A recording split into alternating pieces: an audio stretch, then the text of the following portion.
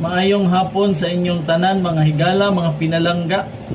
Naatay pagahimuon karon na video reaction na kining video reaction usa kani ka pagpahayag sa usa ka Catholic faith defender, national president ni na walay lain kundi si gitawag nga Ryan Miheliano. Nagipangutana siya sa usak nila ka membro na Katoliko na nganong ang Seventh-day Adventist nagsimba man sa adlawng Sabado o ang mga Katoliko nagsimba man sa Domingo. So gitubag ni siya ni Ryan Miheliano na usa ka presidente diri sa Pilipinas sa Catholic Faith Defender. Paminawa nato ang iyang tubag ngayon siya na ang Sabado didto sa panahon ni Moses, si Moses lang daw ang nagpili ato, dili ang Ginoo. Iyang gihatag ang bersikulo sa Exodo 16:23. Iya tong giingon na si Moses ra daw ang nagpili. Ingon pa siya na ang Genesis kapitulo 2 bersikulo 2 kanang rest diha dili kuno na Saturday, dili kuno na Sabado. Kuan kuno na siya sa kalibok ka tuig daw na siya. Di daw na siya Sabado. Tapos wala daw kalendaryo sa panahon ni Moses. Karon atong paminawan og ato pong pamatud-an karon na didto pa lang sa Genesis igsoon Ryan Miheliano na duna nay kalendaryo. Imposible kaayo na dito sa panahon ni Moses walay kalendaryo, diri pa gani sa Genesis na ana gani kalendaryo.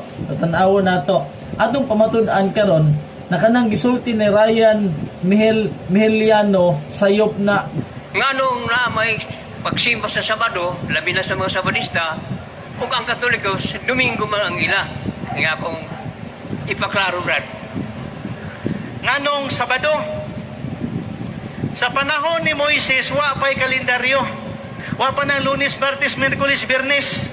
Mo nang ampulong Sabado diha, dili Sabton nga Sabado nga kagahapon.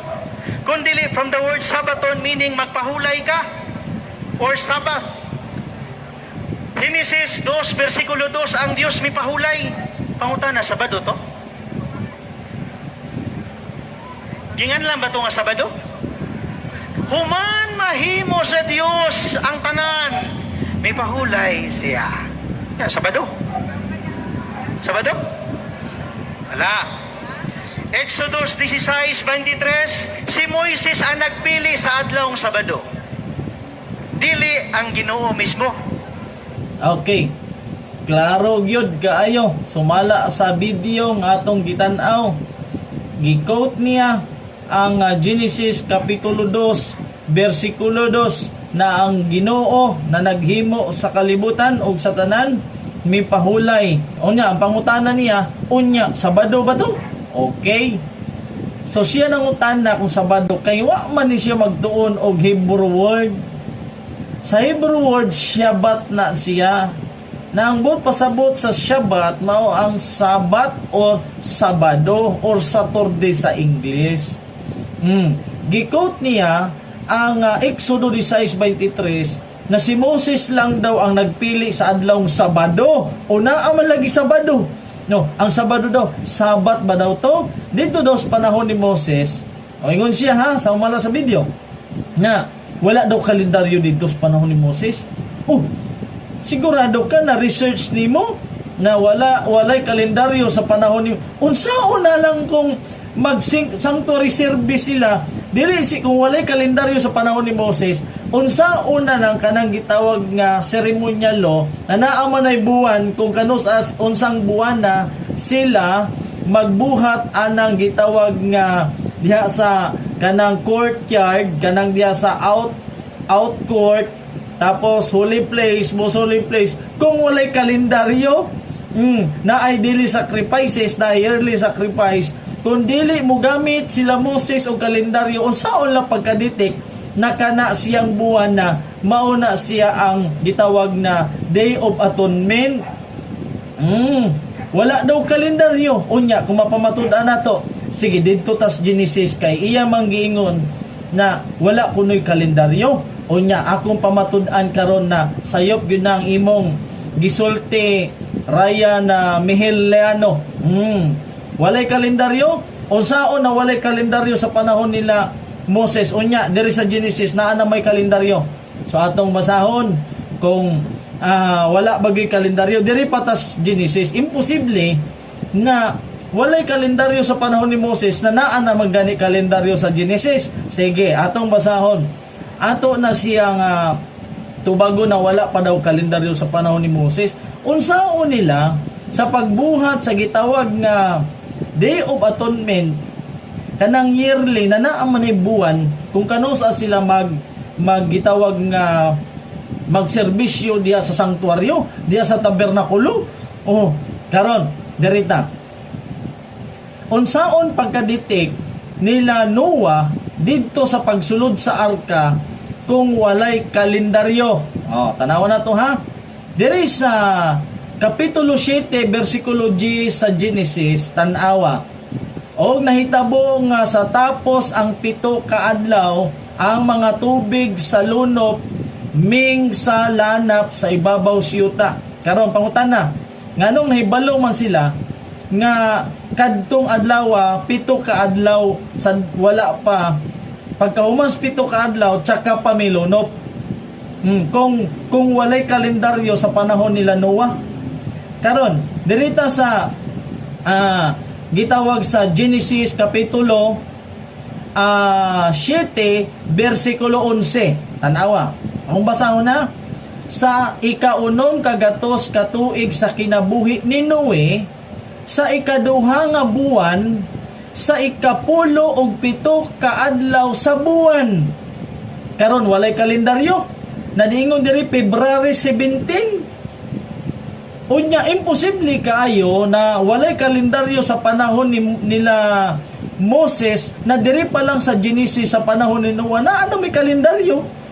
Libang pa ana kung moingon karayan Miheliano na walay kalendaryo sa panahon nila Moses, unsaon nila makasiguro na kadtong na kung unsa tong schedule nila dito sa sanctuary service dito sa gitawag na tawagan na kanang gitawag na serbisyos tabernakulo.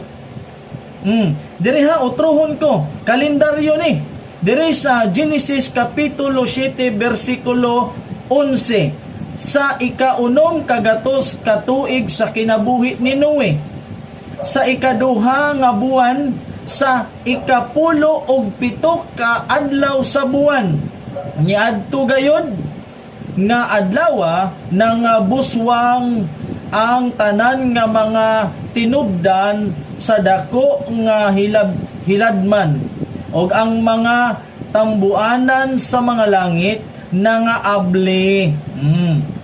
Karon kung walay kalendaryo nganong giingon man diri na sa ikaduha nga bulan sa 17 ka adlaw sa buwan kung wala sila migamit og kalendaryo. Imposible kaayo na sa Genesis sa panahon kanila Noe na ay kalendaryo pag abot kang Moses walay kalendaryo. Unsaon nila pag kwenta ato nga kung kanus magsugod ang gitawag na Day of Atonement, yung sacrificial offering pagso dito sa high priest sa mga pare dito sa gitawag nga courtyard dito padong sa holy place kung walay kalendaryo. Basa pa ta diri. So gisgutan diri sa Genesis kapitulo 7 bersikulo 11 February 17 nagsugod ang baha dito sa panahon ni Noe. Karon dirita. So February 17, so ma-analyze nimo ang 40 days and 40 nights misulod sila Noah dito sa arka February 10. February 10 misulod tapos usa ka semana ang milabay sumala sa Genesis 7 bersikulo 10 og nahitabo nga sa tapos ang 7 ka adlaw so pagsulod nila milabay ang 7 ka adlaw February 17 nagsugod ang pag-ulan sa sulod sa 40 ka gabi 40 ka adlaw. Atong basahon na So February 17 nagsugod ang ulan. Natapos siya March 27. Gikan sa February 17 to March 27, 40 days and 40 nights. So gikan pod sa March 27 ngadto sa July 17, 110 days na siya. Sumala sa Kapitulo 7, versikulo 24 sa Genesis, 150 na siya. So 150, 40 days and 40 nights plus 110 akad kaadlaw kay gikan sa March 27 to July 17. Tan-aw na to. Okay ha? Sumala sa Genesis Kapitulo 7, versikulo 17, og miabot ang lunop og kap-atan kaadlaw sa ibabaw sa yuta og mitubo ang mga tubig og nanga palutaw sa arka. So 40 days and 40 nights na siya. Gikan sa February 17 to March 27. Tanaw na to ha. So dire February 17 nagsugod. Nahuman March 27. Genesis Kapitulo 7, versikulo 12. Og dihay ulan sa ibabaw sa yuta sa kap-atan kaadlaw og kap-atan kagabi. So 40 days and 40 nights from February 17 to March 27. So dirita. So ang 40 days and 40 nights from February 17 to March 27, 40 days and 40 nights. So dirita. So tungod kay sa gikan sa March 27 to July 17, atong basahon ang July 17. Ha? Darita. Sa Kapitulo 8, versikulo 4 sa Genesis. Og nahitungtong ang arka sa bulan nga ikapito sa ikapulo og pito kaadlaw sa buwan sa ibabaw sa kabukiran sa Ararat. Okay, tinaw kayo. July 17 ang arka nadto mitungtong sa kabukiran sa Ararat. Kalendaryo na. Kini si Ryan Mihiliano, Catholic faith defender ni siya, national president ni. So mauna siya gikan sa February 17 to March 27, sige ulan 40 days and 40 nights. Pag abot sa March 27 to July 17, 110 days na siya, walay ulan pero na ay tubig, baha pa. Oo. Kung imo nang kwintahon from February 17 to July 17, 150 days na siya. Ato basahon sa Genesis Kapitulo 7, versikulo 24. Muning giingon. Og milunop ang mga tubig sa ibabaw sa yuta sa usa ka gatos o kalim-an kaadlaw. 150 days na siya. So, 40 days and 40 nights from February 17 to March 27, from March 27 to July 17, 110 days. So 40 days plus 110 days equals 150 days na siya. Sumala sa Genesis Kapitulo 7, versikulo 24. Naay kalendaryo oy. Naay kalendaryo. Atong basahon ang Genesis Kapitulo 8, versikulo 5. Tanaw na to. Ug ang mga tubig nagpadayon sa paghubas hangtod sa ikapulo nga buwan, sa ikapulo nga buwan sa nahauna nga adlaw sa buwan. Unsa ning ikanapulo ka buwan? No? October 1. Sa ikapulo nga buwan sa nahauna nga adlaw sa buwan, nakita na ang mga tumoy sa mga bukid. Wala ba'y kalendaryo ana? Ryan Mihiliano? Naawi, Genesis pa lang, sa panahon pa lang nila Noe, naanay kalendaryo. Kanang imong giingon sa panahon ni Moses, wala kalendaryo, bakak na. Sa Jewish calendar, 30 days lang na siya, 360 na ang usa ka tuig. Asa na ko gibasa ang naay kalendaryo? Diri sa Kapitulo 7 o sa Kapitulo 8 sa Genesis. dirita sa Genesis Kapitulo 8 versikulo 13, og nahitabo nga sa ikaunom kagatos og nahauna nga tuig sa nahaunang buwan sa nahaunang adlaw sa buwan, January 1.